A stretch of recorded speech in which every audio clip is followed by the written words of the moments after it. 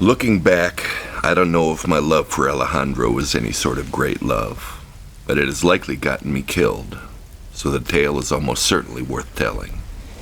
So, let's get on with it. I was impulsive and reckless today, two unruly habits of mine I thought I'd more or less grown out of and survived. But this was not a day of clear thinking. In fact, it had been a day of muddle-headedness, due to heat stroke and being heartsick. There was also the weed, really in unreal quantities, but I'm getting ahead of myself. This beach wasn't on the map and required an actual donkey ride to reach.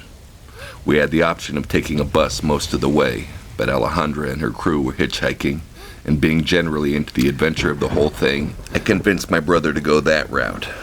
Big mistake. The bus tickets would have cost us about $15 each, and they would have saved us about 8 hours. We had already taken a bus trip, though, and I campaigned for a new experience. Earlier in the summer, a couple of our cousins, different ones, Eddie and Billy, had showed up unannounced with a big old pile of money they were very eager to spend. They were cagey about where it came from, but made several references to how we might as well spend the money because it couldn't go in the bank. I wouldn't put it past them to have pulled a stick-up job somewhere, but I don't know what the statute of limitations is on that stuff. So I should emphasize that this is just a guess. Johnny Law, if you're out there, leave my cousins alone. So anyway, they showed up with all this money and insisted we take a trip. My brother had to take leave from his job as a doorman at a local club, and I didn't have any responsibilities besides wandering around and hoping to run into Alejandra, so I wasn't too hard to convince. Eddie was sporting a black eye that he'd somehow had for about 2 months. It came from a night of heavy drinking with his brother. On the way home, they had both been shit-faced, and Billy had been concentrating very hard on his driving, since it was a college town and there were cops everywhere. He already had 1 DUI, and he really didn't want a second one. So it annoyed him immensely that his brother Eddie was hanging half out the window yelling random shit at pedestrians as they passed. There were lots of people on the streets as the bars had just let out. Eddie yelled, "I have red shoes!" He got strange looks. "I'm working on my night cheese!" More strange looks. "What's the difference between a duck?" And bare shakes of the head, people looking away. "I'm gay!" He yelled this to a group of about 5 fraternity-looking dudes. One of them responded by calling Eddie a faggot. And Eddie's eyes, them was fighting words. He was out of the car in a flash and charging at the group. They just looked at him like he was crazy until they saw he wasn't slowing down and understood his intentions. He hit one guy with a wild haymaker, but was quickly tackled by 2 of the other guys.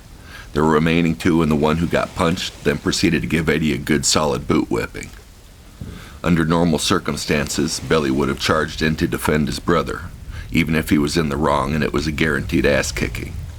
But Billy was annoyed because of the DUI thing, so he let Eddie take his beating. Then when it was all over, he dragged his brother back to the car. As they got back on the road, they happened to stop at a stoplight where there were some people waiting to cross.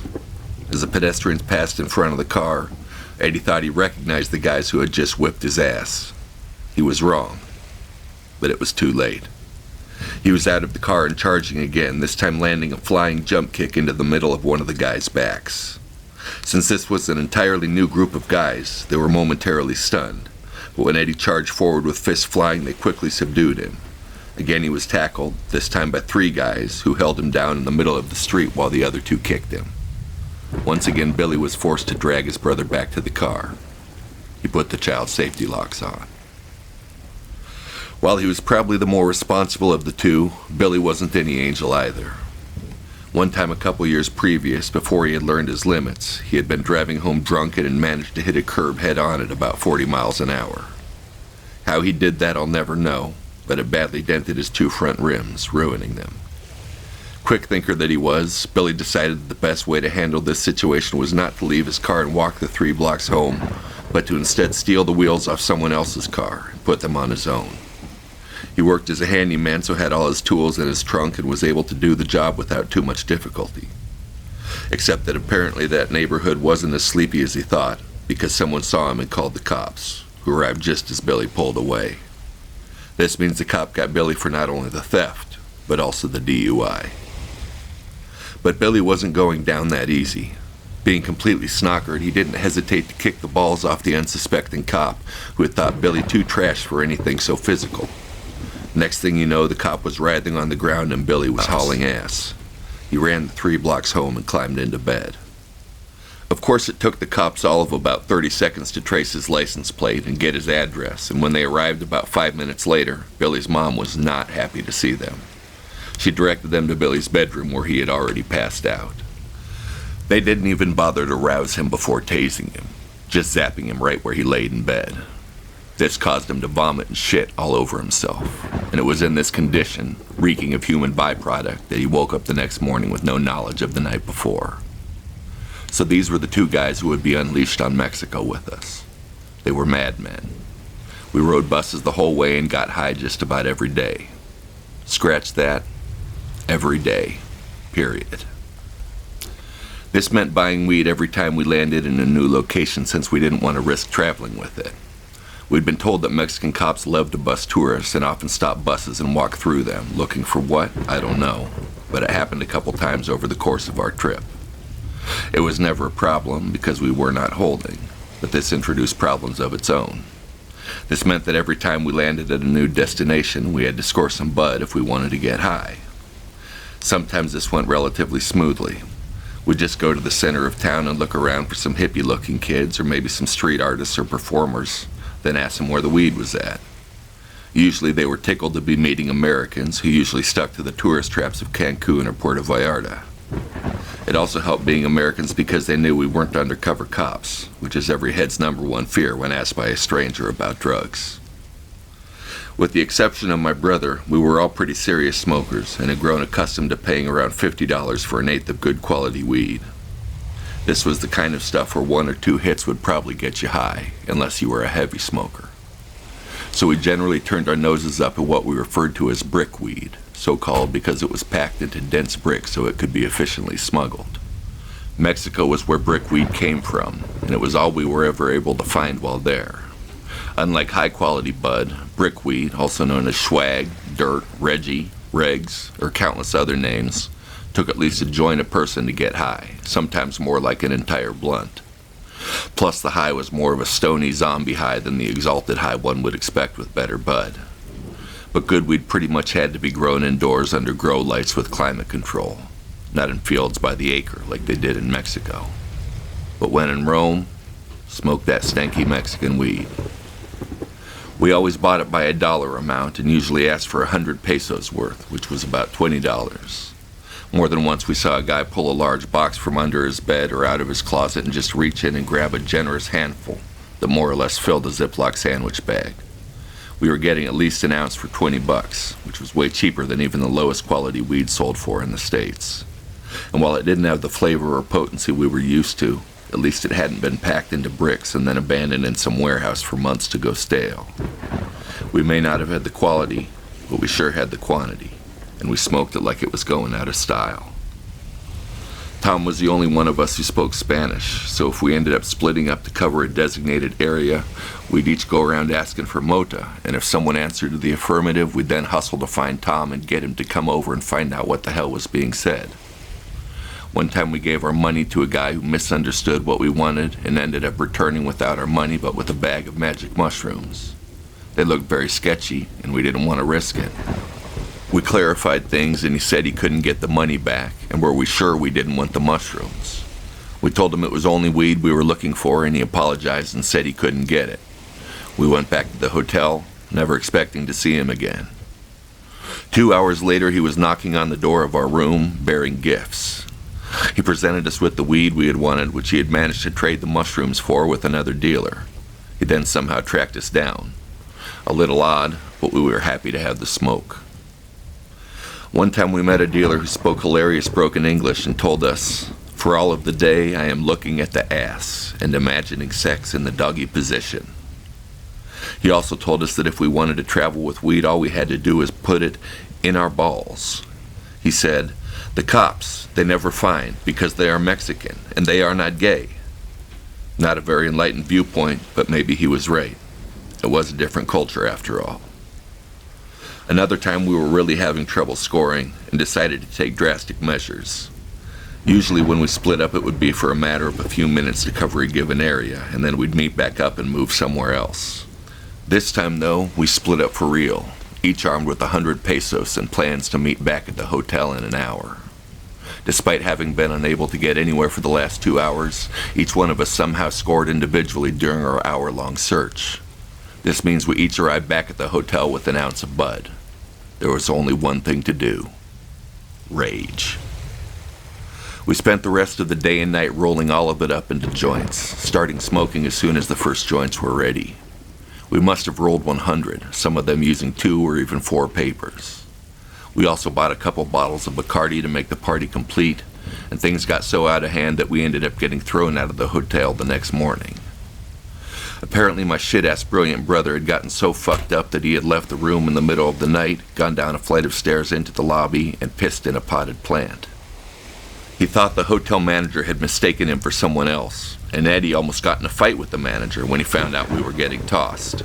I calmed him down, though, and told him my brother was most likely guilty.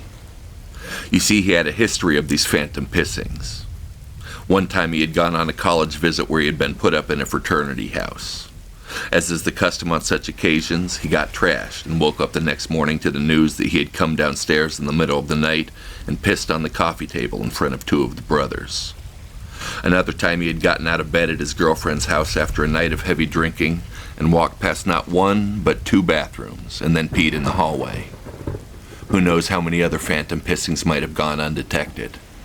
For all his academic achievement and professional ambition, my brother could still rage. We had planned to spend the rest of the day in the hotel room, just hotboxing the shit out of it before we had to get on a bus late in the afternoon. We would have had to smoke at the university pace, which is an expression that comes from my time in college. I had a friend who was from a very small town in Iowa, where apparently life moved very slow. He was wowed by the big city that was the college town of Iowa City, and referred to how everything moved so much faster here, how everything moved at the university pace. I thought this was hilarious and adopted this as an expression for any time something had to be done quickly, especially smoking. Smoking at the university pace usually meant not even bothering to break the weed up. We'd just stuff a nug in the bowl and then torch the shit out of it once, then pass it back and forth quick enough that it stayed lit. You'd hold your hit in until the bowl came back to you, then exhale it and immediately take another, just straight successive blast to the dome. We could decide to get high and be fucked up 30 seconds later.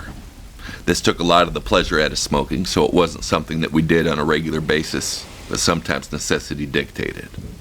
If we wanted to catch a movie that was about to start and needed to sneak in a quick bowl beforehand, university pace. Late for class, university pace. You get the idea. It so happened that the guy that coined this term later ended up losing his mind to schizophrenia. Don't know if the university pace had anything to do with that, but I don't suppose it could have helped. Now we'd been kicked out of our hotel and we had nowhere to smoke. I don't know if we were still fucked up from the night before and so had lost all judgment, but for some reason we had grown absolutely attached to our bag of joints and were determined that they would not go to waste. What to do? There was a bit of a breeze that day, so we decided we would risk smoking the joints outside, counting on the wind to disperse the smoke and make it hard to pinpoint its origin. We'd find an alley and each madly puff a joint, then move on in case someone had spotted us without our realizing it. As time ran out, we eventually resorted to just smoking on the move, keeping our eyes open for cops and hoping that the fact that we were leaving town soon would be our saving grace. I can tell you, this plan was idiotic. The smell of weed is unmistakable to anyone who knows it, and judging from the looks we were getting as we hustled through the streets, we weren't fooling anyone. We got quite a few disapproving glares from old ladies and sly grins from young men. Several times we saw cops up ahead and turned a quick corner. We each kept the joint lit, chain smoking them, and were constantly puffing. Still, with a half hour to go before our bus left, we still had about 40 joints remaining. As our lungs weakened and our brains floated, we realized we were not going to make it, especially since we still had to make our way to the bus station. Sure, we had been there yesterday, but when you're about 60 joints deep into a university pace bender, yesterday seems a long way away. So we had 40 joints to dispose of and we refused to put them in the trash. First we tried giving them away, just approaching young people and offering the joints up. There were no takers. I'm sure we seemed a bit sketchy, 4 Americans deep in the heart of Mexico, practically bleeding from the eyes, stumbling along trying to give out weed like so much Halloween candy. In the end, we settled on a different plan. We decided to stash the joints like Easter eggs across the city, setting them on ledges and in gutters, on windowsills and in mailboxes until they were gone. We figured that at least a few of them might be found by someone who would take advantage. We might even make some poor fucker stay. We ended up arriving at the bus station to catch our bus with just a couple of minutes to spare, only to discover it was broken down and we had 4 more hours to kill. My brother was basically smoked out, but as I said before, Eddie and Billy are madmen, and I wasn't one to shy away from a ganja adventure, so we set off in search of some of our stashed joints. Of course, we had been and were still stoned out of our minds, so our memories were not exactly on point. As such, we couldn't remember very well where any particular joint had been stashed, so we just had to scour the city, retracing our steps. Every once in a while, somebody would find one and we'd light it up and continue our quest. When we finally boarded the bus, we were all faded beyond belief. We crashed into our seats and slept all the way to our next destination. So that had been our bus adventure. Hitchhiking to this beach would be something new. As it played out, there was lots of standing on the side of the road, trying to conserve our water, sweating our balls off, waiting at certain places which were good for getting picked up, eventually loading into the back of a pickup truck with a bunch of working men or fellow travelers, bouncing along as my brother jabbered away in Spanish, yelling to be heard over the sound of the air rushing by. I thought we were going to be hitchhiking with Alejandra, but her group had hit the road early for some reason, so I didn't have the pleasure of her company. Instead, it was just my brother and me and 2 Mexican friends, one of whom knew the way to the beach and was an experienced hitchhiker. Talking was difficult, though, so mostly we just sat there in silence anyway. We shared a ride with a few chickens. There was one guy hitchhiking with a goat, but we never caught a ride with him. My brother was popular with most everyone we met on our hitchhiking venture south. Being a gringo in Central America was novelty enough, and being a hitchhiking gringo only compounded that. A couple different times a small bottle was produced and passed among a few imbibers. My brother was always included and respectfully took a nip. I sat there like the idiot sidekick, uncomfortable and overheated. My ass was sore by the time we climbed out of our last truck at the Manzanillo bus station. From there we took a local bus for about 25 cents that took us to a smaller village, where we made our way to a house that had a few donkeys tied up outside. We negotiated with the owner and for a few bucks succeeded in hiring him to take us to the beach. He charged extra for Tom and me because we were a bit bigger than the average Mexican, but it was only $1 more, so we didn't complain. Those donkeys really earned their pay, though. My feet were not far from dragging on the ground while I was in the saddle. We traveled about 4 hours on the donkeys, which got old pretty quickly. By this point, I just wanted to be there, wanted to see Alejandra, wanted to get high.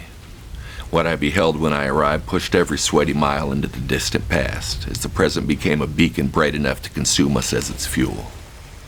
Down on the beach, with the sky glowing red behind them, Alejandra and 2 friends were fire dancing, the balls of light spinning around them as they spun around the fire, hips like ocean waves, pushing out and pulling in.